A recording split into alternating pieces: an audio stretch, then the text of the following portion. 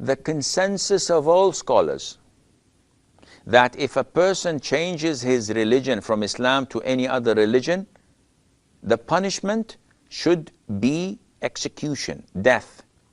اسمعوا صوت السماء جاء المسيح جاء المسيح. Assalamu alaikum wa rahmatullahi wa barakatuhu. This video is in regards to a subject which is often raised by those who are against Islam. Firstly, the Prophet Mohammad prophesied the horrible condition of the 72 misguided sects of the end times. The Prophet stated, "A time will come when nothing would be left of Islam except its name, and nothing would be left of the Quran except its words. Their mosques would be full of worshippers, but would be devoid of guidance and righteousness. Their Ullamah, the religious scholars, would be the worst of creatures under the heavens. Evil plots will hatch from them, and to them they will return." The Prophet Muhammad made it clear that he was referring to the mosques and scholars of the misguided sects rather than of Allah's Jamaat by using the word there. Let us see one of the most famous scholar, Mufti men, quote this hadith. So the masjid, masajiduhum amira, wa hiya kharabun min al-huda. The masajid will be built, well built, beautiful, beautified, lots of money spent, so many masajid, no guidance in it. There will be no guidance. You go in there, you actually get fitna and you come out. Ulama'uhum sharru man tahta adim as-sama' tabda'u al-fitnatu minhum wa fihim ta'ud. There will come a time when the biggest fitna will be started off by so-called ulama. They start the fitna. And the fitna will attack them, engulf them and overtake them. The Prophet Muhammad did not leave us in such a position without any cure. He made it clear that the Messiah would come and revive the faith. It is narrated by Hazrat Abu Huraira, while we were sitting with the Prophet Surah Al-Jumu'ah was revealed to him, and when the verse, "And he, Allah, has sent him, Muhammad also to other Muslims," was recited by the Prophet, I said, "Who are they, O Allah's Messenger?" The Prophet did not reply till I repeated my question 3 times. At that time Salman al-Farsi was with us, so Allah's Messenger put his hand on Salman, saying, "If faith were at the highest star in the sky, even then some man from among these people would attain it." The Prophet Muhammad also stated that we must stick to this Jamaat of the Messiah, which would always have one Imam. Many misconceptions had come into Islam, and Allah sent His Messiah and Mahdi to revive Islam as per the prophecies of the Holy Prophet ﷺ. We see that Hazrat Ahmad removed every misconception and brought a new life for Islam. Hazrat Ahmad stated, "In fact, many errors had arisen such that if Allah Almighty had not established a community and appointed someone to rectify them, the world would have perished and Islam would have been annihilated completely." There are countless of beliefs which the Muslims began to believe in contrary to the Quran and the Hadith. These were all corrected by the Mahdi, Hazrat Ahmad ﷺ.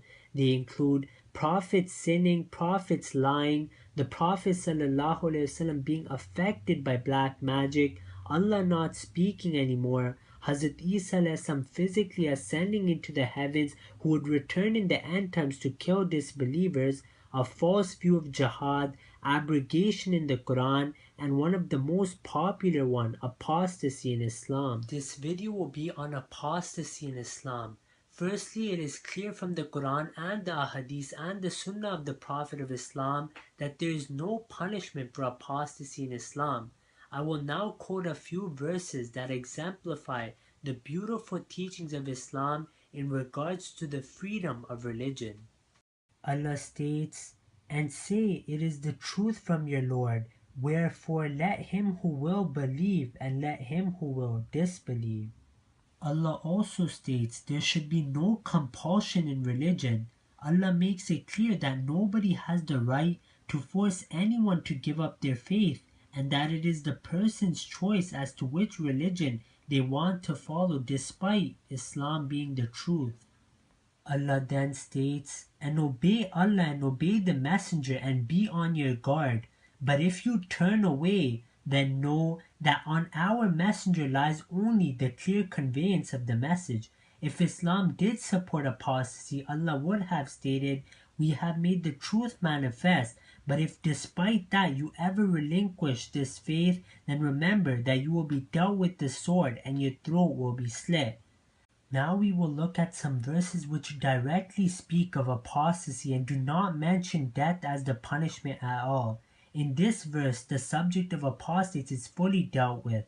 Allah states, "How shall Allah guide a people who have disbelieved after believing, and who had borne witness that the messenger was true and to whom clear proofs had come?" It was not only a verbal commitment, they had disbelieved after witnessing clear signs, and Allah guides not the wrongdoing people. Allah does not say to kill such people who disbelieve after believing at all. Another verse states, "Those who believe, then disbelieve, then again believe, then disbelieve, and then increase in disbelief, as it is not the established law, the sunnah of Allah to forgive them, Allah will never forgive them, nor will He guide them to the way. Give the hypocrites the tidings that for them is a grievous punishment." Here it is mentioned that they will believe, then recant and become disbelievers, and then again they would become believers, and then they will become disbelievers again. But there is no mention of any killing, which further shows that there is absolutely no punishment for apostasy in Islam. This subject is beautifully dealt with in the book called Apostasy in Islam by the fourth Khalifa after the Imam Mahdi. Let us now see how the non-Ahmadi Muslim scholars have expressed their views of apostasy. This dangerous ideology is one that ruins the name of Islam. Furthermore, their views have led even the youth into things like terrorism. What is the penalty for leaving the Muslim faith? To be honest, I cannot back that point up. Dr. Muqaddam, what is the penalty for apostasy? And, before... We keep coming down this apostasy. Well, give us a quick answer on what is the penalty for apostasy. You very well know, if it's an Islamic country, then the Sharia is very clear. Apostasy is dealt with the death penalty. Thank you, that's all I want. जी doctor साहब एक और सवाल जो पूछा गया है आपसे वो ये है कि कोई शख्स इस्लामी रियासत में रहता है, काफिर है, अपना मजहब इख्तियार करता है और जाहिर है कि मजहब में कहा गया कि जबर नहीं है, रिलीजन में बाय फोर्स इसको आप नहीं कर सकते इम्प्लीमेंट। एक शख्स फैसला करता है कि मैं किसी दूसरे मजहब में चला जाऊं, मैं ईसाई हो जाऊं, यहूदी हो जाऊं, जबर तो नहीं है, लेकिन मुर्तद की सजा मौत है। क्यों? अगर उसको कोई दूसरा रिलीजन अपील करे और वो उसे इख्तियार कर ले या वापस चला जाए, मुसलमान हुआ लेकिन कुछ दिनों बाद उसे एहसास हुआ कि नहीं मुझे वापस, सजा मौत क्यों है मजहब में? अगर कोई मुसलमान गैर मुसलमान बनता है तो इसकी अगर वो प्रोपोगेट करता है अपना रिलीजन, नया religion, it is as good as treason, तो इस्लाम के अंदर सजाए मौत है। लिहाजा उसके बाद पार्लियामेंट ने फैसला किया ये गैर मुस्लिम है और सही फैसला किया, लेकिन ये फैसला अधूरा है। ये बात आज मैं पहली मर्तबा कह रहा हूं, इसे नोट कर लीजिए। कादियानियत के फितने को कोई गजंद नहीं पहुंचा है उनके गैर मुस्लिम करार दिए जाने से।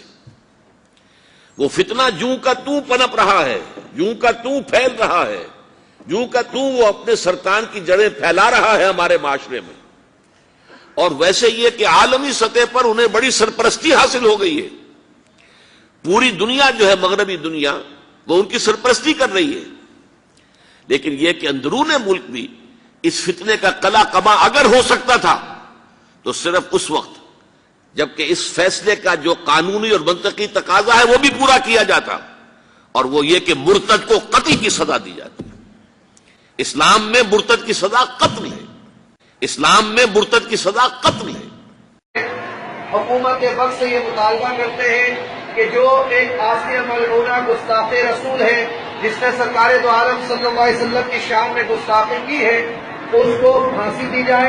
हमारे नूरुल कुरान इस्लामिक अकेडमी के नन्हे मुन्ने बच्चों का ये मुतालबा है, क्योंकि ये बच्चे वो बच्चे हैं जो सब कुछ बर्दाश्त कर सकते हैं, सरकार की शान में गुस्ताखी बर्दाश्त नहीं। शान में गुस्ताखी बर्दाश्त, गुस्ताखे नबी की एक सजा, गुस्ताखे नबी की एक सजा. There is not a single incident in the lifetime of Hazrat sallallahu alaihi wasallam where by his act or by his word it can be even remotely implied that somebody should be killed against his profession or for the crime of renouncing Islam. There is not a single incident in the lifetime of the Holy Prophet, nor could it be so, because the Holy Quran categorically mentions the cases of such people who accept Islam once and then renounce it. And if this was the injunction that they should be killed, immediately there should have been a following order: such people should be killed and done away with. But the Holy Quran says, and then they accept Islam again, and then after a while they renounce Islam again. Then still the order doesn't come that they should be killed. Then Allah tells us that Allah would put them to hell after they die. If they die in this state of renouncement, if they die in such state of apostasy, then it is Allah who is going to punish them. Nowhere any punishment is mentioned at the hands of Muslims in any way. So it is a big lie. It's an allegation against the Holy Prophet of Islam that he taught his followers to punish apostates by death. اسمعوا صوت السماء جاء المسيح